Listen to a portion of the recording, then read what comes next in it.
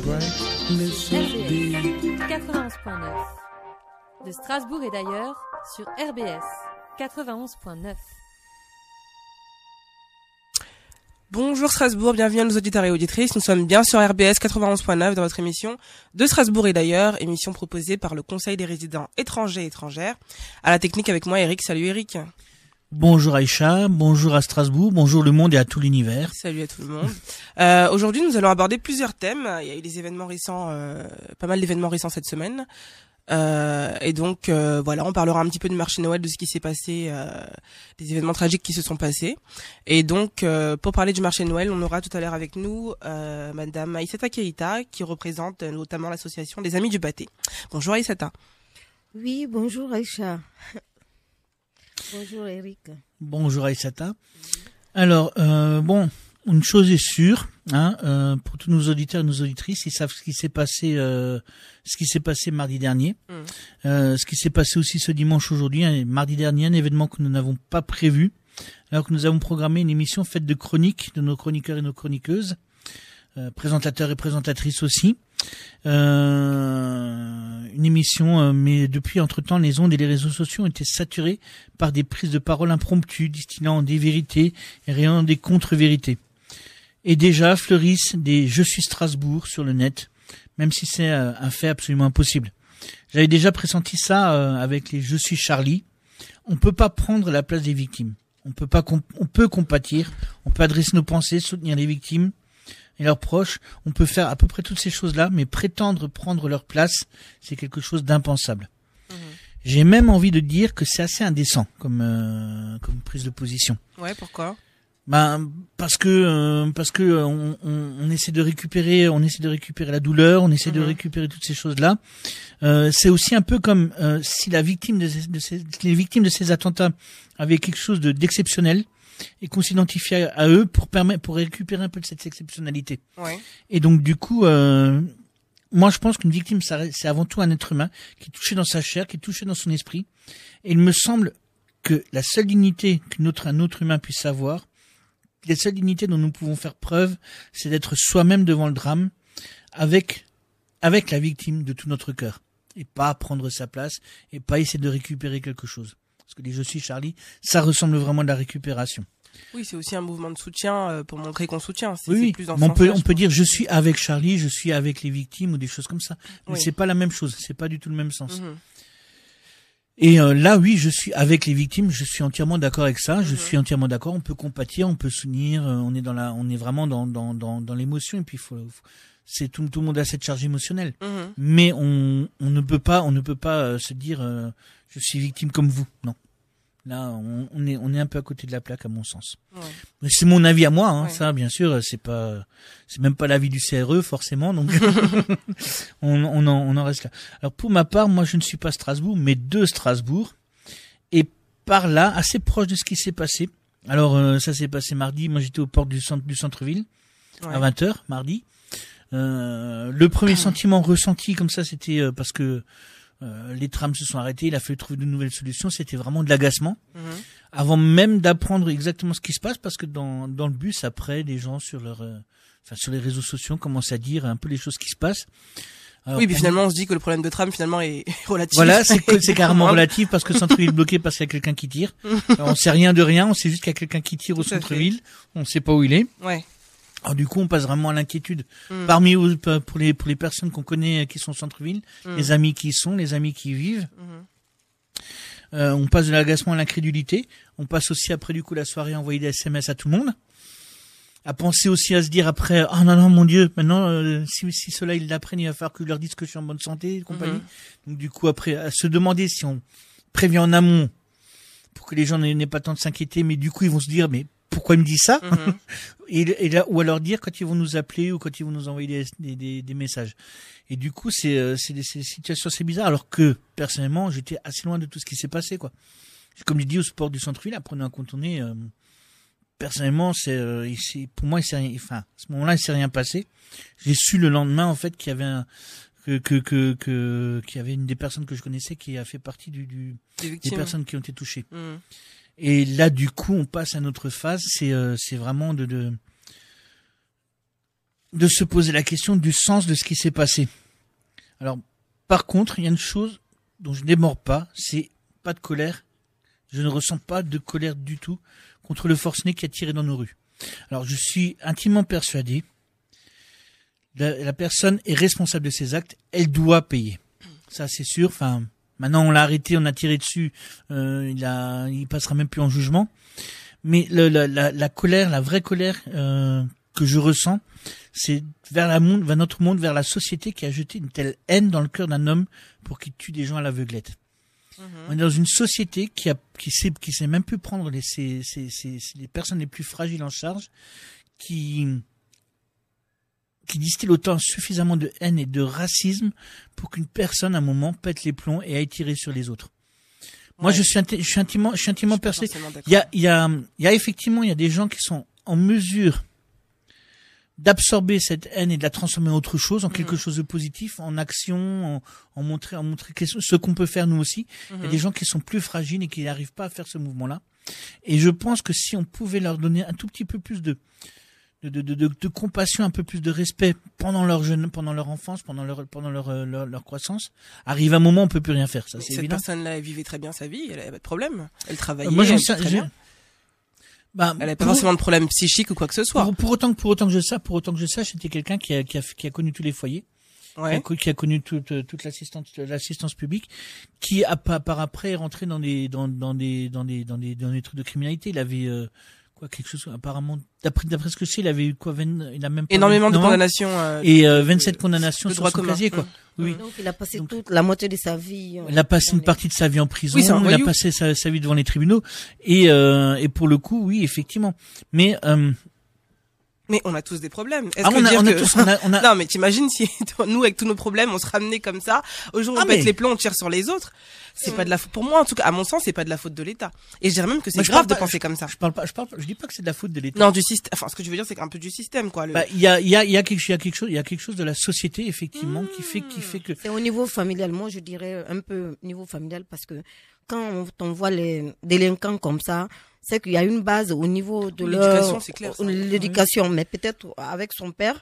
Moi, j'ai écouté hier son père qui disait que bon, si on lui avait demandé, en fait, on avait eu le temps de lui dire, il allait pouvoir l'intercepter, lui parler d'une manière, il n'allait pas pouvoir. Il lui avait dit son projet de tirer sur les gens, il aurait dissuadé, quoi.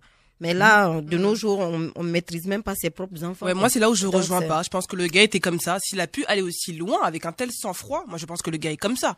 On aurait pu lui parler pendant 10 ans. C'est un truc qu'il aurait peut-être reporté. Est-ce que c'était du sang-froid? Est-ce que c'était du sang-froid? Est-ce que c'était juste un pétage de plomb, et puis qu'il est parti dans des trucs comme ça? Ça, on n'en sait rien pour l'instant. C'était du sang-froid, moi je dirais. Hein. Parce que si déjà c'est un gars on perquisitionné chez lui la veille, on le cherchait et donc du coup il a dû avoir des complices ou des connaissances qui l'appelaient pour lui dire qu'on a déjà perquisitionné chez toi et donc du coup il se dit je rentre plus chez moi, je passe à une folie, je fais quelque chose de martyr quoi parce qu'il est mort comme ça en martyr, on dira ça parce que pour moi, à le voir, il n'allait pas se rendre, hein, même si il aurait préféré mourir. Oui, non, mais ça c'est évident. Il a dit au nom d'Allah Akbar. Ça c'est évident, mais il y a des phénomènes quand même quand on fait de l'histoire, quand on traverse un peu tous les pays, chaque pays a ses propres formes de criminalité, mais qui ressemblent un peu à la mentalité qui existe dans ce pays-là, ou dans ce qui est vécu dans ce pays-là. Et c'est ce qui faisait dire aussi à saint Thomas More, qui est un philosophe de l'Antiquité, ce qui lui faisait dire que toute société produit ses propres crimes, enfin sa propre criminalité. Ce qui veut pas dire que le criminel est irresponsable. À mon sens, il sait ce qu'il fait. Il était censé mettre aussi en place les événements, les éléments pour protéger les autres, pour ne pas être une menace, pour ne pas être un danger. Et la société doit effectivement se protéger de ces personnes-là. Mais en même temps, tout ce que nous on produit dans la société, ça influe aussi sur la criminalité, comment elle se développe. On peut donner l'exemple par exemple aux États-Unis, les plus grosses mafias, c'est aux États-Unis, mais c'est quand même un pays où le système d'une mafia correspond à un système d'une corporation, d'une grosse entreprise. C'est quasiment le même profil à chaque fois. Mais selon toi, en quoi en France on aide à la criminalité? J'ai pas dit qu'on poussait la criminalité, mais j'ai dit que les mentalités qu'on a incitent notre criminalité à prendre une certaine forme. Et je pense que en laissant rôder les discours de haine, en laissant passer aussi les discours de haine, on influe aussi sur la haine que les gens peuvent ressentir. Après, deux choses qui pourraient vraiment travailler là-dessus. La première chose, c'est peut-être d'apprendre aux gens aussi à modérer leur propre discours. Hein. Par exemple, tous les amis que je connais qui sont traités de sale arabe ou des choses comme ça, mais au fur et à mesure de la journée, au bout d'un moment, je comprends que ça puisse énerver. Il y en a qui savent, qui gèrent. Il y en a plein qui savent le gérer. Mais pour ceux qui savent pas le faire, qu'est-ce qu'on peut faire? Déjà, se poser cette question-là. Ensuite, tu parles d'islamophobie, en fait. Je parle de racisme, je parle d'islamophobie, de racisme, enfin, de tout ce que ceux qui sont différents peuvent vivre et encaisser tout au long d'une journée, quoi. Tout au long d'une journée, tout au long de l'année. Je pense aussi que si les gens qui ont conscience de ça, qui ne le sont pas, réagissaient un peu quand il y a quelqu'un qui se fait attaquer. Je dis pas forcément s'interposer, mais au moins aller voir la personne après, la personne qui s'est pris l'insulte, qui s'est pris la remarque, qui s'est pris le truc dans la figure, aller voir la personne et dire, on n'est pas tous comme ça. Nous, on aurait plutôt envie enfin, pas forcément d'être amis, mais d'aller avec vous, quoi. Je pense que même ce petit genre de geste-là, ça aiderait aussi beaucoup les gens à continuer à avancer malgré tout. Parce que pour les plus fragiles, c'est soit il y en a qui vont réagir extrêmement violemment,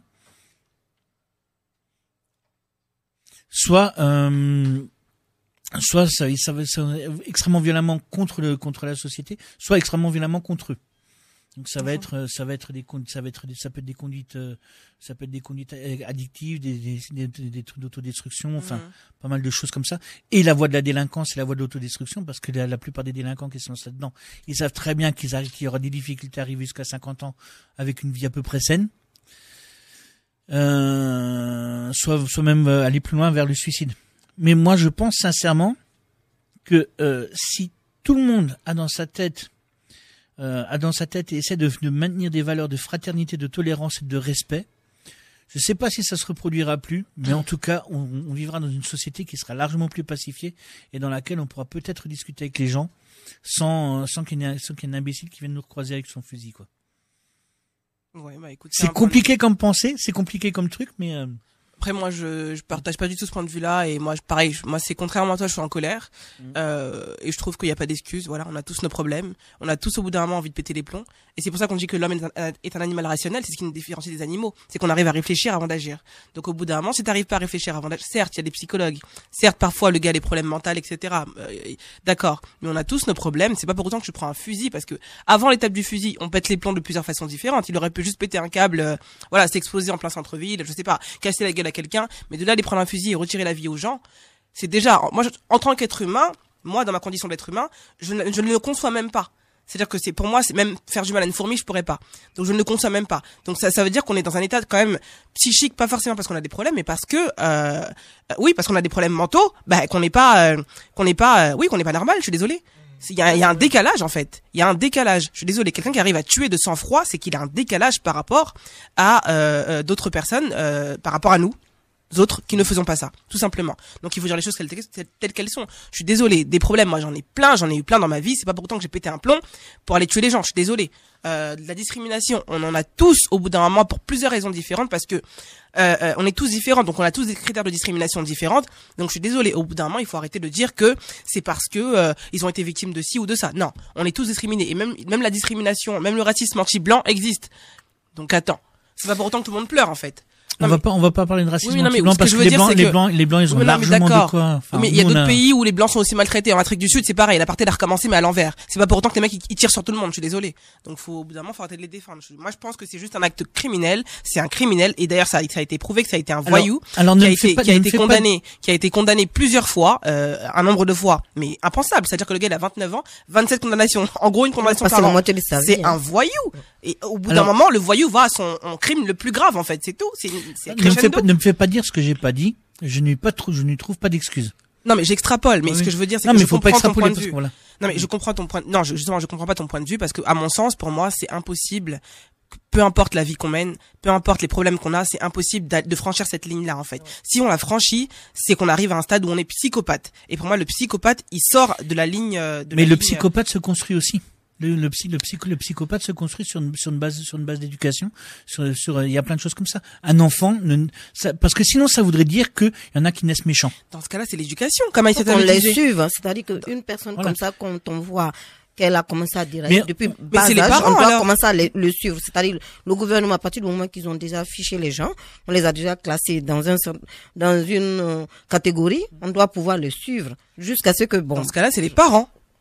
Oui, Depuis qu'il a ces condamnations-là, qui aurait dû le suivre depuis le début. C'est aux parents. Non, les parents ne peuvent pas aussi canaliser ça. Un enfant déjà, si jusqu'à 13 ans, les parents n'ont pas pu, il y a la mauvaise fréquentation, hein.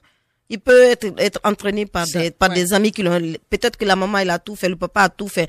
À entendre son père, ce qu'il a dit, c'est que c'est un père vraiment qui n'a pas voulu que son enfant meure pour moi, et qu'il voulait le récupérer, mais à partir de 13 ans, si le papa n'a pas pu, a tout fait, il n'a pas pu le récupérer. Donc c'était fini. C'est l'éducation qui construit et qui déconstruit. Voilà, mais là, l'éducation, je suis d'accord, mais les parents ne sont pas les seules personnes qui éduquent les enfants. Ouais. C'est toutes les personnes qui entrent en contact avec l'enfant, voilà, qui éduquent l'enfant. Qui peuvent l'éduquer. Alors, il y a les parents et les instituts, il y a les adultes qui sont à côté, les oncles, les tantes, les animateurs, les gens du quartier, toutes les personnes qui sont autour de l'enfant. Tout à fait. Mais le parent sert aussi à tout ce qui se passe dans la journée que tu reçois à l'extérieur. Le parent sert aussi à ça quand tu rentres à la maison.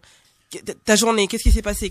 Le parent sert aussi de protection, parce que la maison est considérée comme une protection. Les parents sont censés servir à ça, mais le problème c'est qu'il y a beaucoup de parents qui se retrouvent à bosser aussi 8 heures par jour, qui rentrent épuisés le soir. Il y a un laisser-aller au niveau des parents, qui sont plus en mesure de recevoir ce genre de choses aussi. Après, c'est toujours compliqué. Le laisser-aller, je suis pas sûr. Si, moi je dirais le laisser-aller, parce que dans nos temps, quand on vient quelques années en arrière, un enfant éduqué à la maison, c'est-à-dire qu'on lui inculquait toutes les valeurs, on lui disait dehors, il faut respecter les vieilles personnes. De nos jours, ça se voit pas dans la Constitution française. On laisse l'enfant faire tout ce qu'il veut. On peut même pas le punir, on peut même pas lui infliger des punitions. Moi, je pense des punitions simples, même c'est pas possible. Oui, ça c'est un autre débat. C'est vrai que moi, je pense que le vrai problème, c'est que justement, on laisse tout sur le dos des parents, alors que quand on regarde en arrière, c'était pas que les parents qui éduquaient.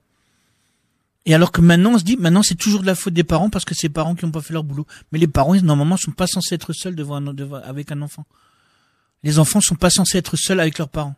Non, mais bon. Et le problème, c'est que si on pense que ça vient uniquement des parents, là, je pense qu'on est, non, l'éducation de base vient des parents. Là, je suis désolée, à la naissance, tu nais.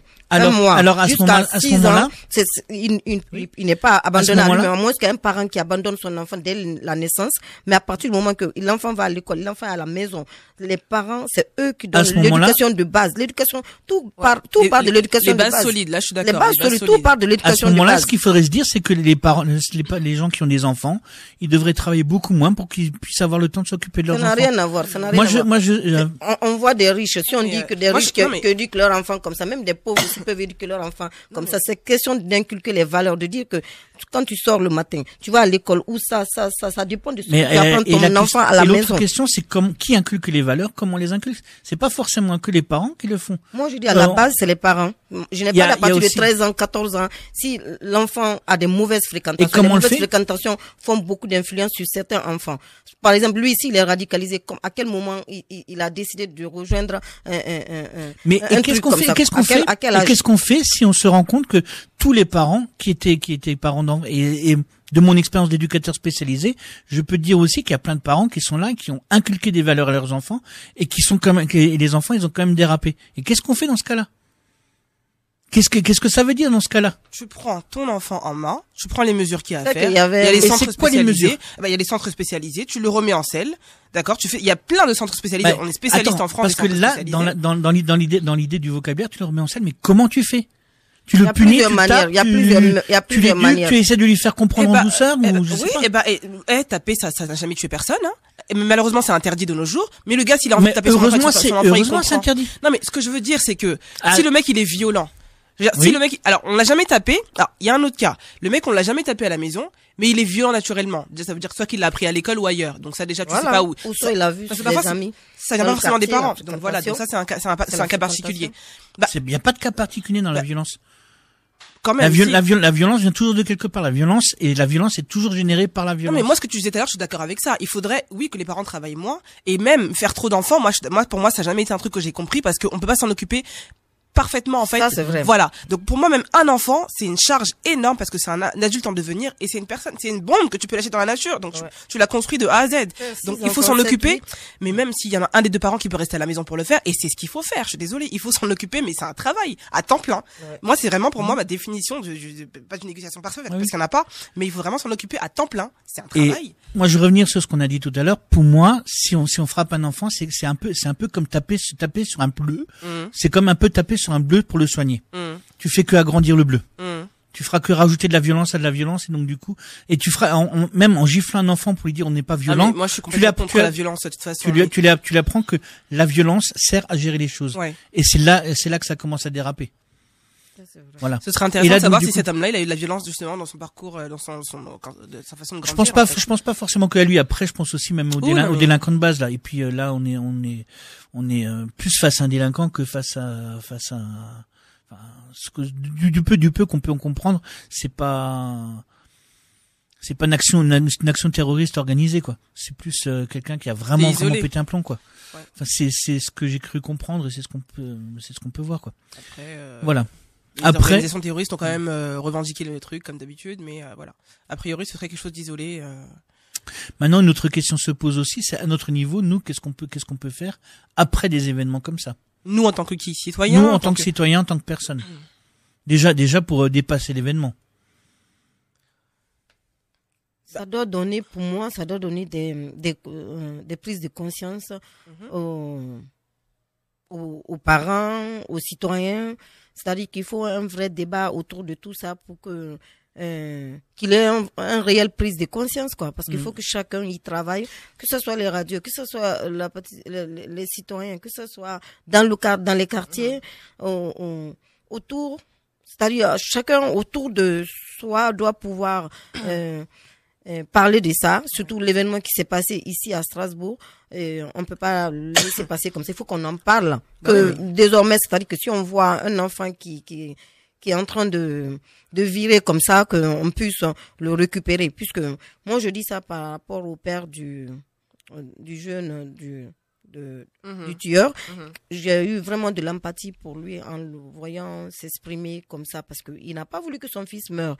Il voulait le récupérer et ensuite, il avait vraiment voulu que les forces de l'ordre puissent vraiment lui laisser une chance de lui parler, ou si mais le fils n'a pas eu le choix, il n'a pas donné le choix quoi, parce que justement je pense que ces parents-là, la leçon qu'ils devraient retenir, c'est être plus à l'écoute peut-être. Voilà.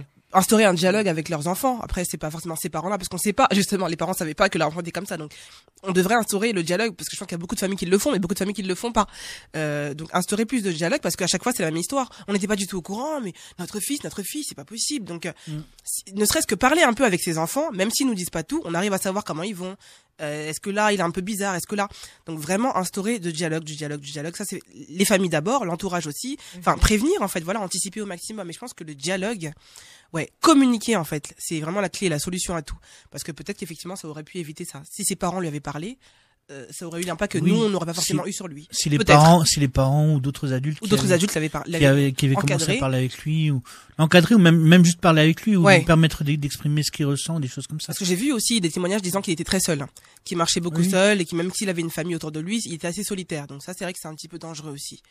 Je pense aussi que en ce moment, des prisonniers aussi qui sont actuellement en prison, c'est-à-dire que des radicalisés ou des récidivistes qui sont encore en prison, on peut passer en prison, c'est-à-dire faire, je sais pas, espèce de conférence ou quelque chose de sensibilisation dans les prisons, c'est-à-dire ceux qui sont déjà incarcérés, qu'on a vu des profils comme ça, qu'on commence à le voir, à leur expliquer que aller dans ce sens-là ou changer comme ça, ce n'est pas bien, puisqu'il était en prison, il est sorti de la prison, et ensuite on relâche quelqu'un qu'on a vu le profil comme ça, et que quand il sort dans la nature, on ne sait pas ce qui lui traverse la tête. Et donc, mieux vaut anticiper ceux qui sont déjà là-bas, et puis passer, faire un peu de sensibilisation au niveau des prisons. On va peut-être un peu se dépassionner dans le débat, en faisant une petite pause musicale. Donc, qu'est-ce que tu nous proposes? Comme c'est Noël, alors moi, c'est pas trop ma période préférée, mais bon, on est dans le truc, donc autant écouter, pour changer les idées, une petite chanson de Noël classique qui s'appelle Jingle Bells, et qui nous est interprétée par, je crois, le groupe Tri. Oui, alors du coup, moi on avait prévu autre chose. J'avais prévu aussi Lauryn Hill. Ouais, je sais pas dans quel ordre on voulait un classique qui s'appelle Do Up. Un jour de paix. Je pensais qu'on l'avait déjà mise. Alors je suis en total décalage, je pensais qu'on l'avait déjà mise. Donc oui, un jour de paix pour les mêmes raisons que j'ai dit tout à l'heure. C'est notre première pause musicale. Voilà, à tout à l'heure. De Strasbourg et d'ailleurs, sur RBS 91.9. De Strasbourg et d'ailleurs, sur RBS 91.9. Bonjour Strasbourg, bonjour à tout le monde. Vous êtes toujours sur RBS 91.9 pour l'émission de Strasbourg et d'ailleurs que vous propose le Conseil des résidents étrangers et des résidentes étrangères. Alors, comme nous avons profité de cette chanson qui nous parle d'un jour de paix pour nous pacifier nous-mêmes, nous allons commencer à aborder une autre question qui avait déjà été posée avant. C'est qu'est-ce qu'on peut faire après? Ouais, donc comme on disait tout à l'heure, voilà. Hormis le travail qu'il y a autour des familles et autour de l'encadrement, etc. Il faudrait aussi penser positif, donc repartir sur de bonnes bases, ne pas s'arrêter, parce qu'effectivement, malgré les événements qui sont passés à Paris, la vie ne s'est pas arrêtée, au contraire. Montrer aussi que la vie continue, c'est aussi une victoire, parce que quand je dis ces gens-là, je veux dire ceux qui agissent comme ça en général. Là, on pense que c'est un cas un peu isolé, mais je me permets quand même de dire ces gens-là, en général, sont contre un petit peu le mode de vie qu'on a, c'est-à-dire la liberté, sont contre toutes ces choses qu'on revendique et qu'on défend dans le mode de vie aujourd'hui en France et dans d'autres pays. Donc, montrer qu'on continue à vivre, c'est aussi une force, c'est aussi une arme. Parce que la liberté aujourd'hui c'est devenu une arme que tout le monde n'a pas. Donc voilà, continuer à vivre, ne pas fermer le marché de Noël. D'ailleurs c'est très très bien qu'il est réouvert 3 jours plus tard. Et donc voilà, continuer à vivre. Et dans cet élan-là, on a justement quelqu'un avec nous qui s'appelle Aïssata Keïta, qu'on a présenté tout à l'heure, qui va nous parler justement de son rôle, son stand au marché de Noël et de son association par la même occasion. Parce qu'il faut continuer justement à être sur le marché de Noël et à y aller. Et puis c'est une association qui parle de paix aussi. Oui, alors nous, on est une association socio-humanitaire. Nous intervenons, nous faisons la promotion de la culture guinéenne. Et ensuite, nous intervenons sur le plan santé, Guinée-Conakry, oui. L'association s'appelle Les Amis du Baptême. Moi, je suis la vice-présidente de l'association.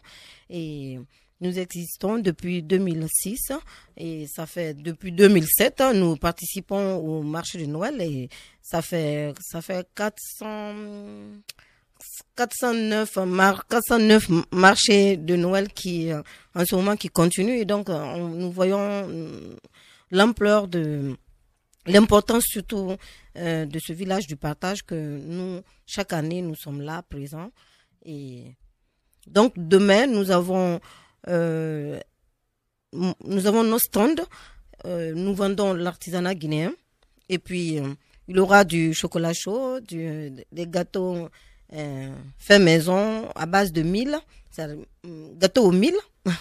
Je ne sais pas si vous connaissez la farine de mil, moitié farine de blé. Moi je connais, oui. Mais voilà, oui, j'étais parti au Sénégal et on nous a fait un couscous à base de mil. Voilà, donc en fait, moi, c'est une recette que je fais chaque marché de Noël pour tester et disons les visiteurs, ils apprécient beaucoup et puis ils achètent. Et donc, la présence de l'association sur le marché de Noël, c'est pour avoir plus de visiteurs et ensuite, surtout, qu'on soit encore, qu'on puisse vendre de l'artisanat qui coûte pas du tout cher pour tous ces bénéfices vont à la construction d'une bibliothèque, c'est-à-dire que nous sommes sur la troisième bibliothèque au jour d'aujourd'hui qu'on est en train de construire. On a construit déjà 2 bibliothèques, une petite bibliothèque dans une école primaire à Kankan.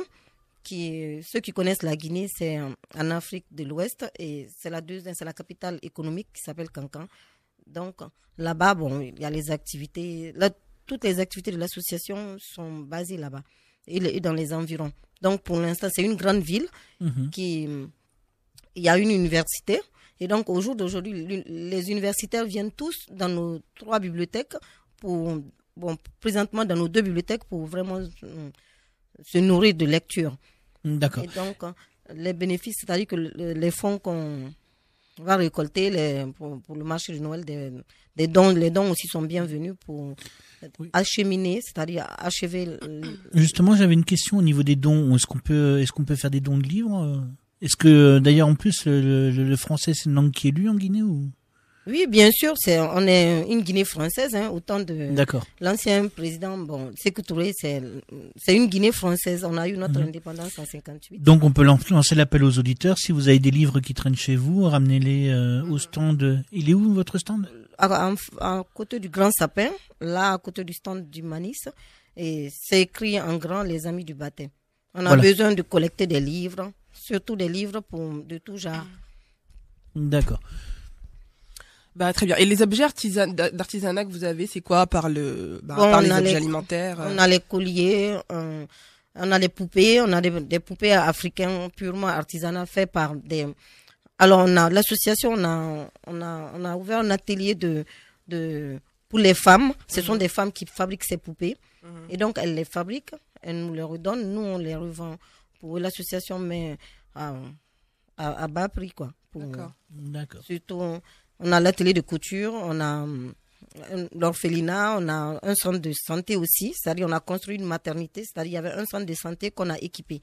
Et on a construit une maternité parce que dans ce centre, il n'y avait pas de maternité et les femmes, pour accoucher, c'était dans des conditions vraiment difficiles. Nous, on a construit une maternité, on a mis des panneaux solaires et donc là, on continue aussi dans tout ce qu'on trouve, même dans les environs du Cancan. C'est des villages éloignés aussi qui, d'accord, de nos jours, ont besoin besoin de ces accompagnements. Voilà. Alors, je suis désolé, mais notre émission est déjà terminée. Déjà bientôt terminée. Tous les auditeurs, tous ceux qui sont en train de nous écouter, de venir demain à la place Kléber, parce on est là le 17 et le 24. D'accord. Et venez avec des livres plein les bras, comme ça on pourra remplir les bibliothèques. C'est une bonne action. Voilà, une bonne action. Super. Voilà. D'accord, merci. Merci Aïssata. Oui. Eh bien, oui. Notre émission touche à sa fin. Je tiens aussi à signaler que les opinions qui ont été émises pendant cette émission ne sont que les émissions des personnes qui étaient derrière le micro. Et oui, elles ne regardent que nous. Ce n'est en aucun cas les opinions du CRE ou même de RBS. On tenait à en parler parce qu'on peut pas faire l'impasse dessus. Il faut forcément en parler, mais ça ne regarde que nous. C'est notre opinion personnelle. Et du coup, n'oubliez pas de liker quand même notre page Facebook. Tout à fait. Voilà, c'est la fin de Strasbourg et d'ailleurs. Rendez-vous la semaine prochaine, même jour, même heure. Et tout de suite, la place est laissée à Africa Move. Salut tout le monde.